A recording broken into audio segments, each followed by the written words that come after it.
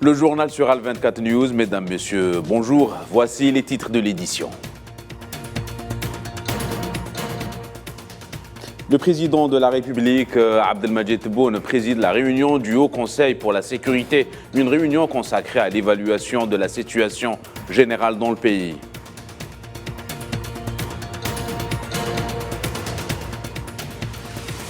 Encore 2 Palestiniens qui tombent en martyrs dans les camps des réfugiés à Jenin. L'autorité palestinienne appelle à faire face aux violations sionistes.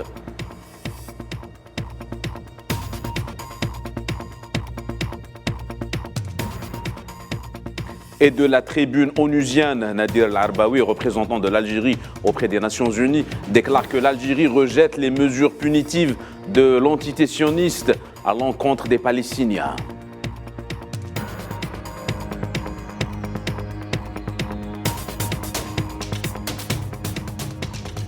CHAN 2022 en Algérie, les Lions de la Teranga perdent leur deuxième match face à l'Ouganda, alors que la Côte d'Ivoire concède un nul avec la RDC.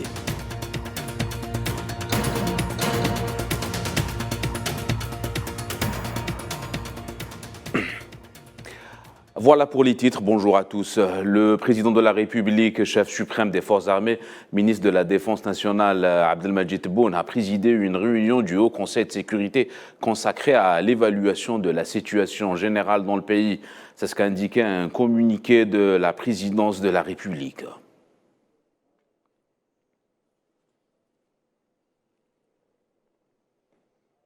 L'Algérie compte renforcer sa production énergétique tout azimut. En 2023, le groupe Sonatrach envisage de produire 200 milliards de tonnes équivalent pétrole, mais également signer de nouveaux accords avec des partenaires européens, notamment l'italien Eni.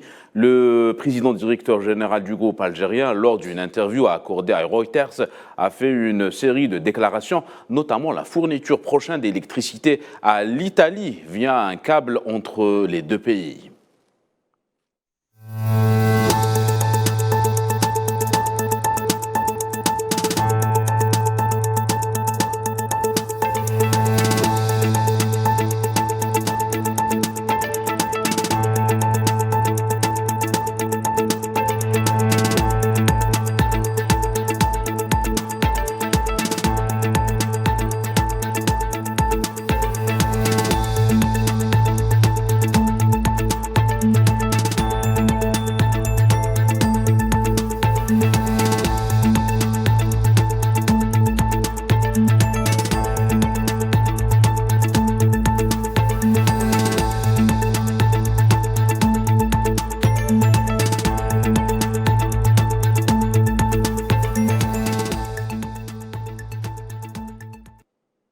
Direction la Palestine, où 2 Palestiniens ont été tués de sang-froid ce matin à l'aube dans les camps de réfugiés à Jenin et 2 autres ont été blessés. L'escalade contre la population s'intensifie en Cisjordanie avec des incursions répétées et l'arrestation arbitraire de 5 jeunes Palestiniens. Le point sur la situation avec Naïla Aït Hamouda. La répression sioniste s'abat à nouveau sur les territoires palestiniens. L'entité sioniste mène des raids nocturnes quasi quotidiennes depuis le début de l'année en Cisjordanie occupée. 2 Palestiniens sont tombés en martyrs ce matin à l'aube lors d'un raid de l'armée sioniste dans le camp de Jenin. Il s'agit de Jawad Bawagna, 58 ans, enseignant dans une école secondaire et père de 6 enfants, tué d'une balle dans la poitrine. Et Edham Jabarin, 26 ans, ex-détenu, ciblé par une balle toujours dans le haut de l'abdomen. Selon des sources de sécurité, les affrontements ont éclaté entre Palestiniens et les forces d'occupation lors des incursions acharnées sur les camps de Jenin. L'occupation sioniste a tiré des balles, des grenades assourdissantes et des bombes lacrymogènes, faisant 3 blessés au ventre, à la cuisse et aux pieds. Ces nouveaux morts à Jenin portent à 17 le nombre de Palestiniens tués depuis le début de l'année dans des violences avec les forces sionistes en Cisjordanie occupée. Une escalade de violence supplémentaire a été commise par l'occupant sioniste dans sa volonté de neutraliser toute forme de résistance palestinienne. Une vaste campagne d'arrestation a également été lancée. 15 Palestiniens, dont un journaliste, ont été arrêtés aujourd'hui, jeudi, par les forces d'occupation lors de leur descente dans des zones séparées de la Cisjordanie occupée. Moins d'un mois seulement, 170 Palestiniens de Cisjordanie occupée, y compris El-Quds-Est, ont été arrêtés par les forces d'occupation, selon le club des prisonniers palestiniens. La situation est de plus en plus alarmante en Palestine. Selon l'ONU, plus de 150 Palestiniens sont tombés en martyrs l'an dernier dans des opérations sionistes en Cisjordanie occupée, dont 33 sont des enfants. C'est le bilan le plus lourd depuis la fin de la seconde intifada et l'arrivée au pouvoir de l'extrême droite. Et toujours dans le même dossier, l'État de Palestine a appelé le Conseil de sécurité de l'ONU à contrer les mesures unilatérales et illégales prises par l'entité sioniste contre le peuple palestinien et ses dirigeants. Lors d'un débat, le représentant de la Palestine auprès des Nations Unies, Riyad Mansour, a déclaré que la paix était toujours possible.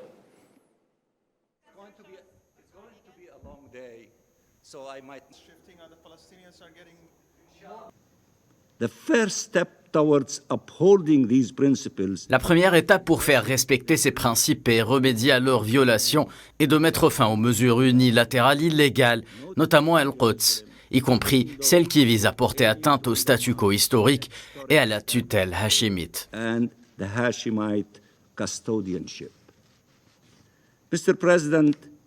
Monsieur le Président, la paix est toujours possible. De moins en moins chaque jour, mais toujours possible. Quel que soit le levier dont vous disposez, quels que soient les outils à votre disposition, quelle que soit l'influence dont vous bénéficiez, vous devez les utiliser maintenant ou cela n'aura plus d'importance plus tard. Par ailleurs, le Premier ministre palestinien Mohamed Shtiya est revenu sur l'importance de parvenir à la réconciliation nationale et dira que la déclaration d'Alger est une priorité afin d'aller vers un renforcement de la résistance du peuple palestinien. Shtiya a aussi déclaré que l'achèvement du dossier de réconciliation est une nécessité tout en mettant en garde sur les conséquences de la poursuite des violations sionistes.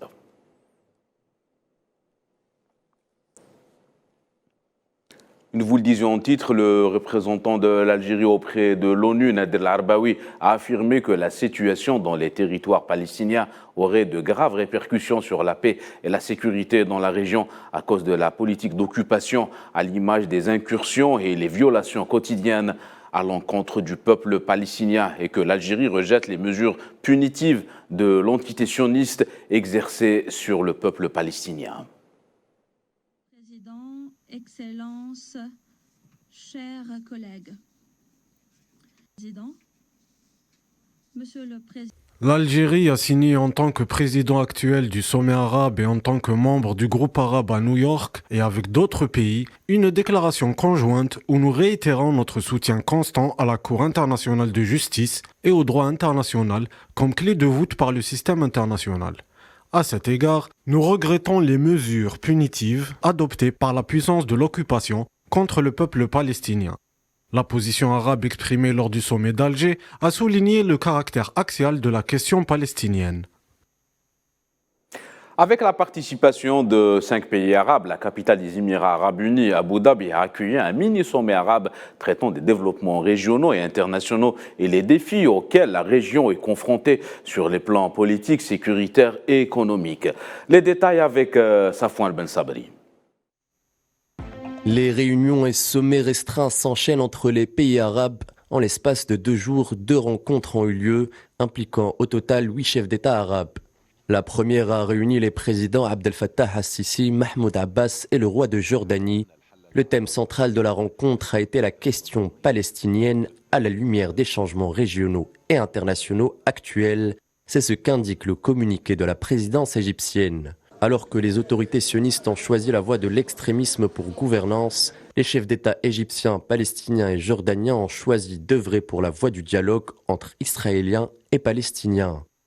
En parallèle, le président égyptien Abdel Fattah al-Sisi a tenu à féliciter Benyamin Netanyahou pour son entrée en fonction et la formation de son gouvernement, qualifié du plus extrême de l'histoire. Mercredi, les chefs d'État de l'Égypte, du Qatar, du Bahreïn, d'Oman et de la Jordanie ont été accueillis par le président des Émirats arabes unis, Mohammed Ben Zayed Al Nahyan, dans le cadre d'un sommet arabe restreint abordant les défis auxquels sera confrontée la région. Force est de constater qu'à la lumière des bouleversements que connaît la scène internationale, l'heure est à la consolidation des blocs régionaux et au resserrement des rangs. Le monde arabe étant traversé par certaines divergences, la mise en place d'un multilatéralisme plus restreint vise éventuellement à éviter d'aborder les sujets propices à la discorde. Ces jours de grève en France avec des perturbations attendues aux écoles et dans le secteur des transports. Les syndicats dansent ce jeudi le coup d'envoi d'une mobilisation qu'ils espèrent assez puissante pour faire reculer le gouvernement sur sa réforme phare et très controversée des retraites. Et ce, à quelques jours de la présentation du texte au Conseil des ministres.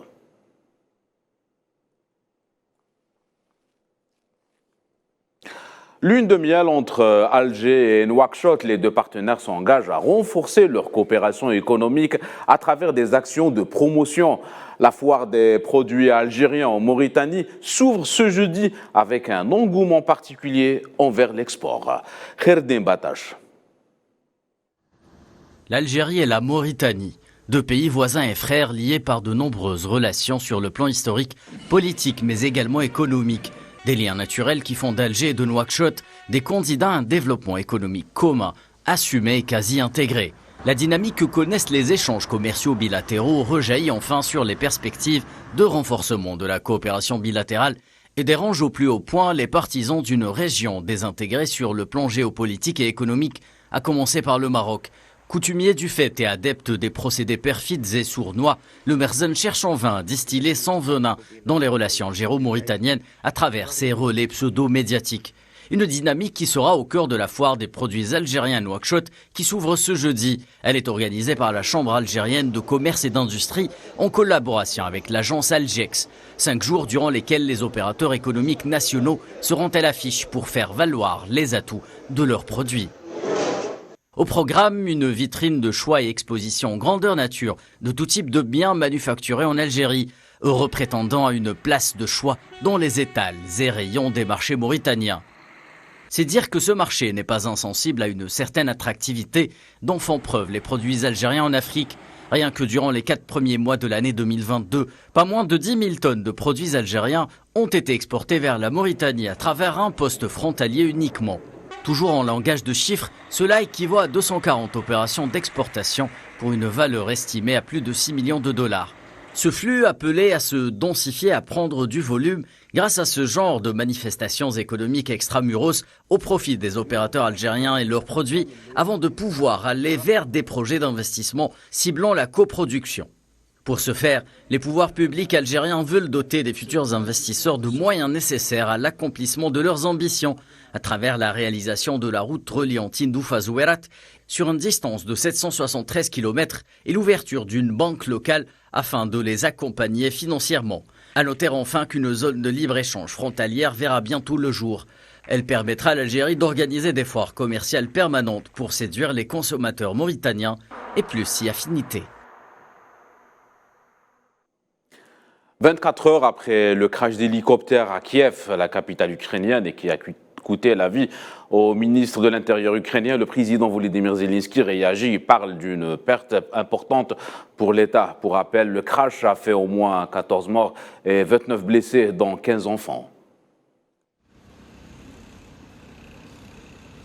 25 personnes ont été blessées, dont 11 enfants. 14 personnes ont été tuées, dont un enfant. Mes condoléances à tous ceux qui ont perdu des proches. Les services de sécurité de l'Ukraine ont ouvert une enquête criminelle sur ce terrible événement.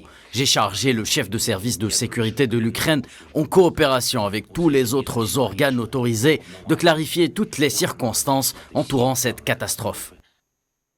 Direction maintenant la Colombie où un naufragé de nationalité dominicaine a échappé à la mort en mer des Caraïbes. Il a survécu 24 jours en se nourrissant uniquement de ketchup avant d'être sauvé dans les eaux territoriales colombiennes par un navire marchand de la marine colombienne qui est rapidement venu lui porter secours.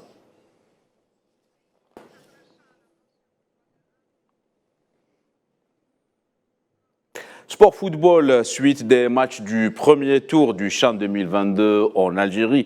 Le Sénégal a été battu par l'Ouganda, 1-0 au stade 19 mai à Annaba. Les Lions de la Teranga pointent à la deuxième position et dans le même stade, la Côte d'Ivoire et la République démocratique du Congo se sont neutralisés par un match nul 0 partout.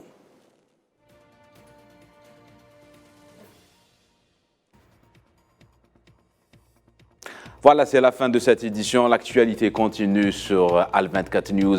Excellent après-midi à tous.